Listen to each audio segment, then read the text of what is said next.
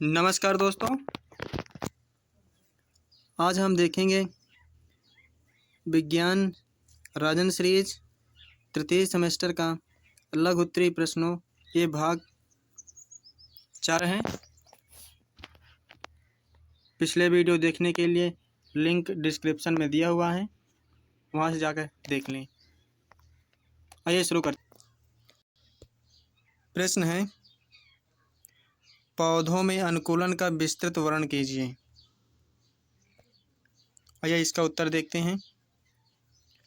विभिन्न प्रकार के वातावरण में पौधे अपने को जीवित रखते हुए विभिन्न प्रकार की गतिविधि करते हैं। इसे पौधों का अनुकूलन कहा जाता है। अनुकूलन के आधार पर पौधे निम्न प्रकार के होते हैं। पहला है जलोद्भिद पौधे, मरोद्भिदी पौधे, अगला है लवणोद्भिद पौधे। आइए इनको क्रम से देखते हैं। जलोद्भिद पौधे। जलोद्भिद पौधों की विशेषताएं इस प्रकार हैं।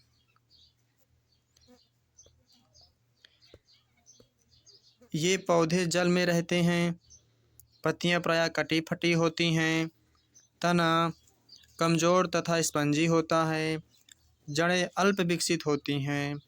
पौधों में पत्तियों पर श्लेष्म पाए जाते हैं, जिससे ये जल के प्रभाव से बचे रहते हैं, जैसे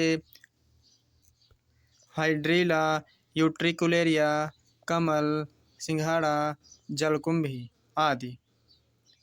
आगे देखते हैं मरोद्भिद पौधों को। इनकी विशेषता निम्न है। ये पौधे शुष्क वातावरण में पाए जाते हैं। इनकी जड़ें विकसित होती हैं। इनका तना मोटा गूदेदार होता है। पत्तियां नुकीली तथा कांटों में रूपांतरित होती हैं, जैसे कैक्टस जिसको नागफनी कहा जाता है, खसखस, बबूल आदि। आगे देखते हैं लवणोद्भिद पौधे। इनकी विशेषताएं इस प्रकार हैं। ये पौधे खनिज लवणों की अधिकता में वाले स्थानों पर पाए जाते हैं। इनका तना मोटा सरस होता है। ये पत्तियां मोटी चमकीली होती हैं। इनमें श्वसन जड़ें पाई जाती हैं। एग्जाम्पल है राइजोफोरा और एविसेनिया आदि। आइए आगे देखते हैं।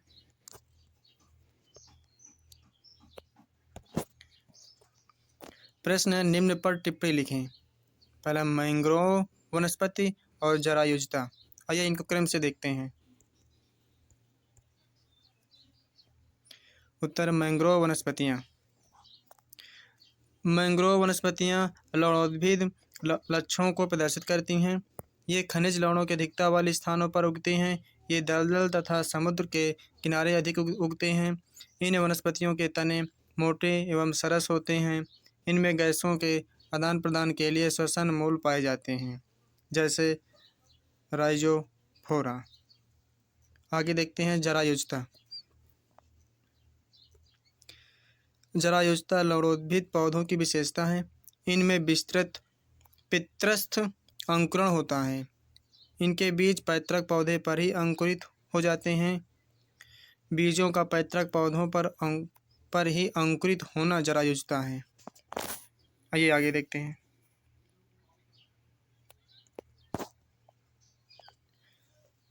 निम्न पर टिप्पणी लिखें।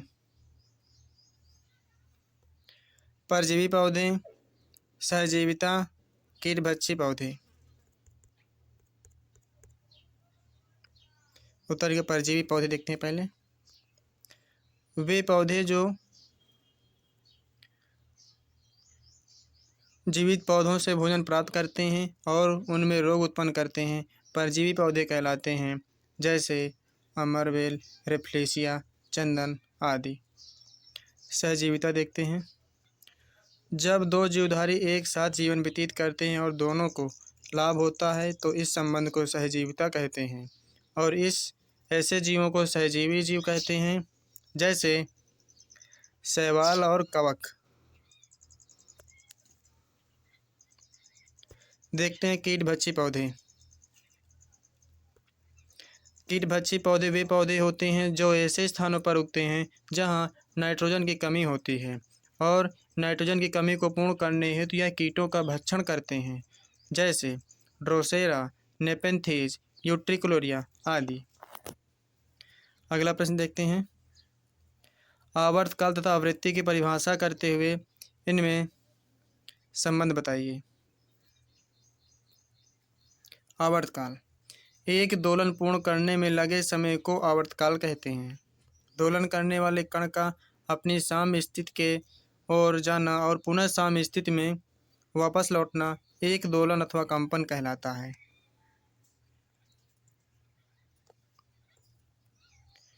आवृत्ति देखते हैं। कंपन करने वाली वस्तु 1 सेकंड में जितना कंपन करती है उसे उसकी आवृत्ति कहते हैं। आवृत्ति का SI मात्रक हर्ट्ज होता है।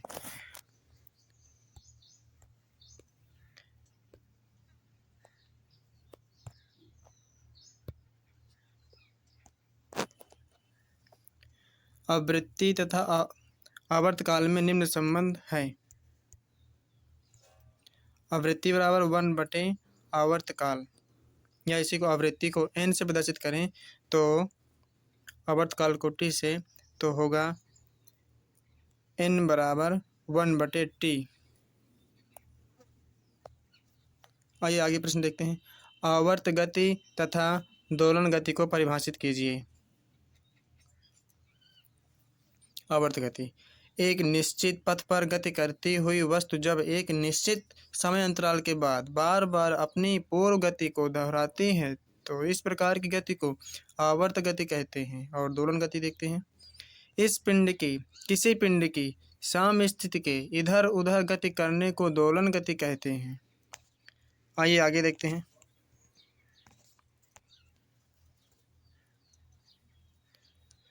एक स्वरित्र का आवर्तकाल 1/256 सेकंड है। इसकी आवृत्ति ज्ञात करें। इसकी आवृत्ति होगा, आवृत्ति बराबर होता है 1 आवर्तकाल। आवर्तकाल दिया है 1/256 सेकंड। जब हम आवर्तकाल का मान इस सूत्र में रखेंगे तो हमारा आ जाएगा इतना 256 कंपन प्रति सेकंड। ठीक है, चलिए आगे देखते हैं।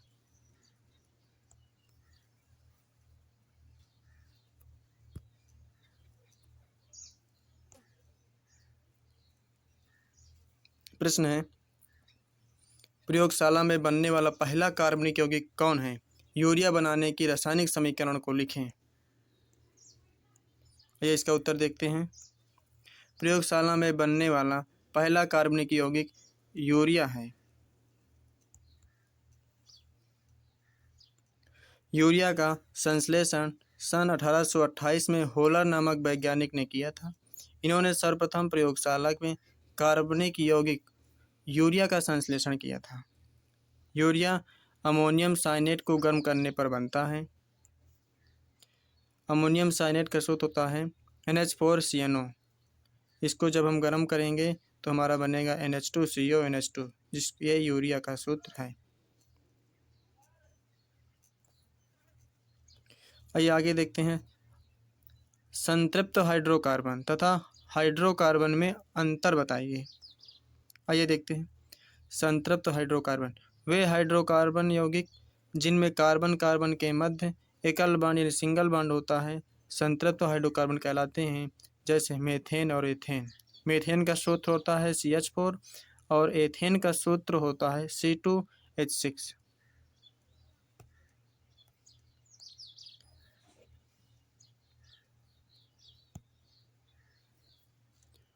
आगे देखते हैं असंतृप्त हाइड्रोकार्बन।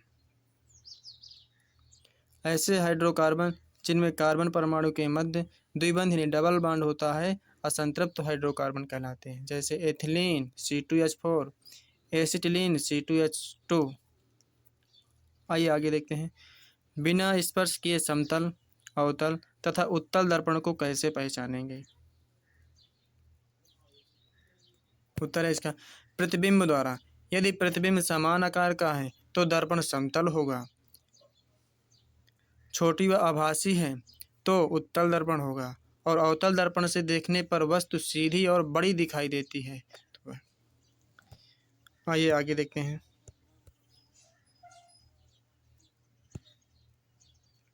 शरीर के अंगों को गति प्रदान करने वाले ऊतक का नाम लिखिए तथा चित्र बनाइए। आइए इसका उत्तर देखते हैं। इसका चित्र ऐसे बनाएंगे जैसे बना हुआ देख रहे हैं आप। यहाँ पे न्यूक्लियस है, केंद्रक। ये जो भी ऐसे है ये सार्कोप्लाज्मा है, और ये जो बाहरी जो लेयर है इसको सार्कोलेमा कहते हैं। आइए आगे देखते हैं।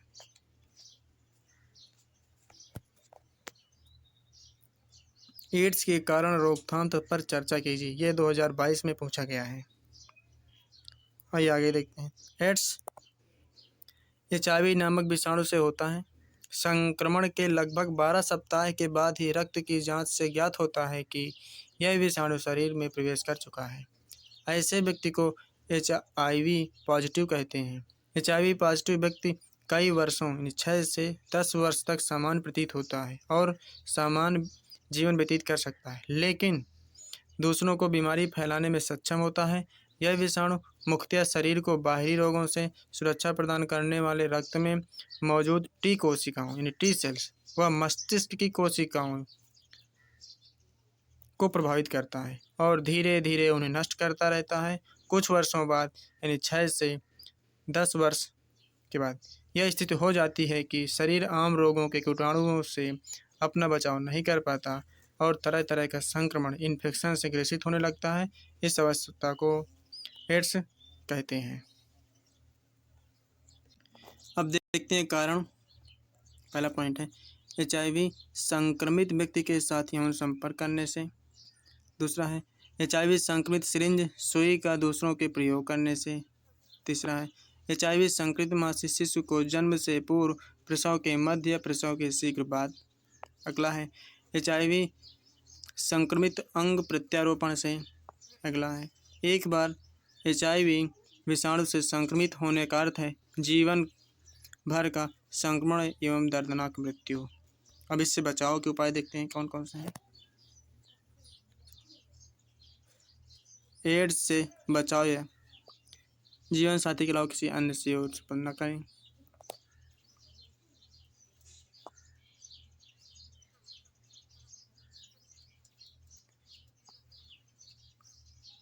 अगला है मादक औषधियों से के आदि व्यक्ति के द्वारा उपयोग में लिए गए सिरिंज व सुई का प्रयोग न करें।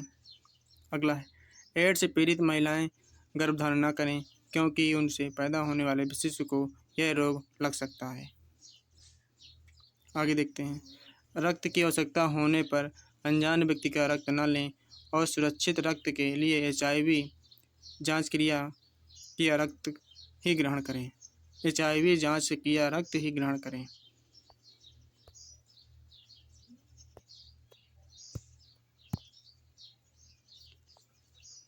डिस्पोजेबल सिरिंज एवं सुई तथा अन्य चिकित्सीय उपकरणों का 20 मिनट पानी में उबालकर जीवाणु रहित करके ही उपयोग में लें तथा दूसरे व्यक्ति का प्रयोग में लिया हुआ ब्लेड या पत्ती काम न लें।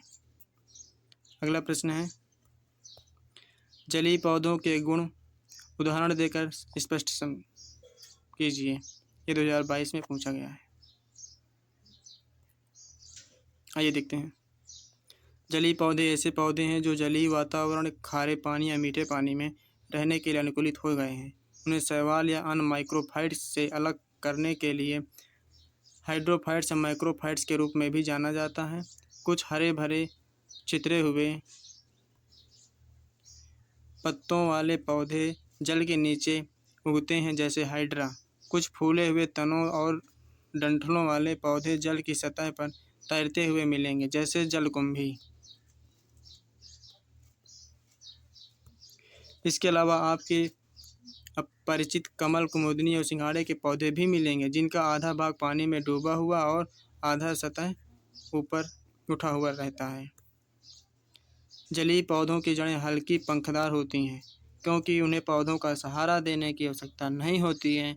जलीय पौधों की जड़ें ऑक्सीजन लेने के लिए विशिष्ट होती हैं।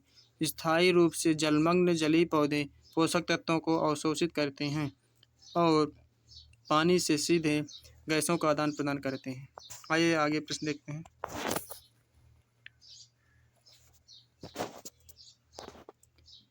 सुचालक तथा कुचालक पदार्थों में अंतर उदाहरण देकर बताइए। सुचालक वे पदार्थ जिनमें विद्युत धारा बिना किसी विशेष प्रतिरोध के प्रवाहित हो सकती है सुचालक पदार्थ कहलाते हैं, जैसे चांदी, कॉपर या तांबा, एल्युमिनियम, ग्रेफाइट। कुचालक देखते हैं। वे पदार्थ जिनमें विद्युत धारा प्रवाहित नहीं होती कुचालक पदार्थ कहलाते हैं, जैसे सूखी लकड़ी, प्लास्टिक, कागज।